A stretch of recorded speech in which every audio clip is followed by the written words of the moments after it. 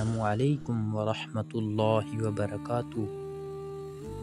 حضرت بلال حبشی رضی اللہ عنہ کی سچائی کی صدا۔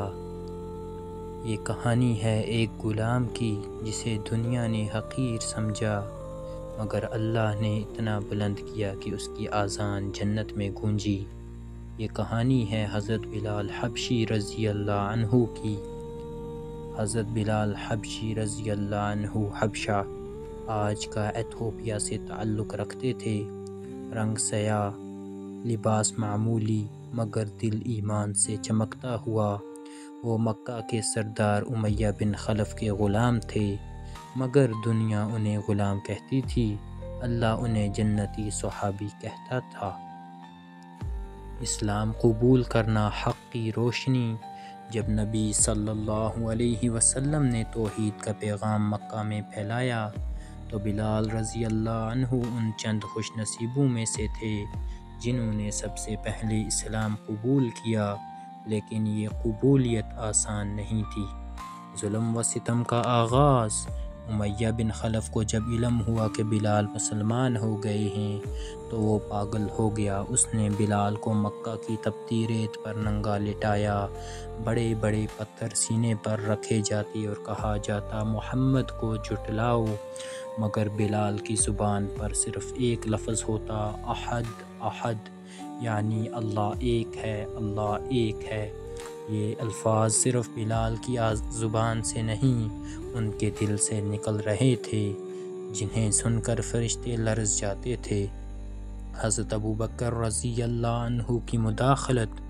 جب حضرت ابوبکر رضی اللہ عنہ نے یہ ظلم دیکھا تو وہ برداشت نہ کر سکے۔ انہوں نے امیہ بن خلف سے کہا، بلال کو مجھے فروخت کر دو۔ امیہ ہنسا اور کہا، یہ تو بیکار غلام ہے، لے جاؤ۔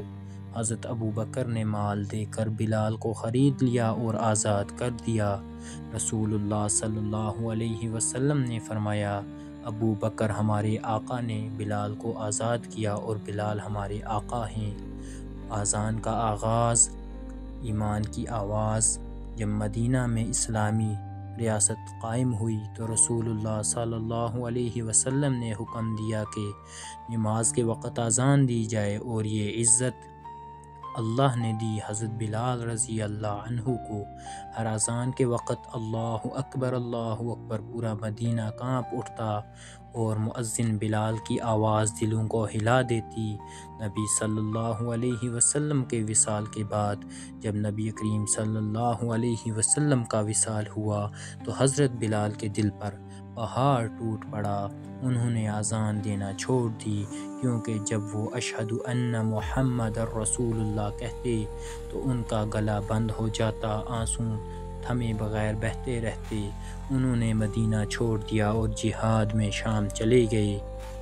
ایک رات انہوں نے خواب میں نبی صلی اللہ علیہ وسلم کو دیکھا جو فرما رہے تھے، اے بلال، تم ہمیں کیوں نہیں ملنے آتے؟ بلال رضی اللہ عنہ مدینہ واپس آئے، حضرت حسن و حسین رضی اللہ عنہ سے ملے اور ان کی درخواست پر آذان دی۔ جب بلال رضی اللہ عنہ نے کہا، اللہ اکبر کہا، مدینہ کی گلیوں میں ہچکیوں کی آوازیں گونجنے لگی۔ جب اشہد ان محمد رسول اللہ کہا تو پورا مدینہ رو پڑا۔ اللہ کا انعام، جنتی قدموں کی آواز۔ ایک دن نبی صلی اللہ علیہ وسلم نے حضرت بلال سے فرمایا، اے بلال، میں نے جنت میں تمہارے قدموں کی آواز سنی ہے، کیا کوئی کامیابی اس سے بڑی ہو سکتی ہے؟ جس کو زمین والے غلام کہتے تھے، اللہ نے اس کے لیے جنت کے دروازے کھول دیے۔ اگر آپ چاہتے ہیں کہ آپ کا ایمان حضرت بلال جیسا ہو، آپ کا دل توحید سے لبریز ہو اور آپ دین کی سچی آواز بنیں تو ابھی چینل قرآن اینڈ حدیث کو سبسکرائب کریں، بیل آئیکن دبائیں تاکہ آپ کو اگلی ویڈیوز سب سے پہلے ملیں۔ اگلی ویڈیوز میں ہم صحابہ کرام کی مزید قربانیوں، وفاؤں اور ایمان کی عظیم داستان بیان کریں گے۔ جزاکم اللہ خیرا۔ السلام علیکم ورحمۃ اللہ وبرکاتہ۔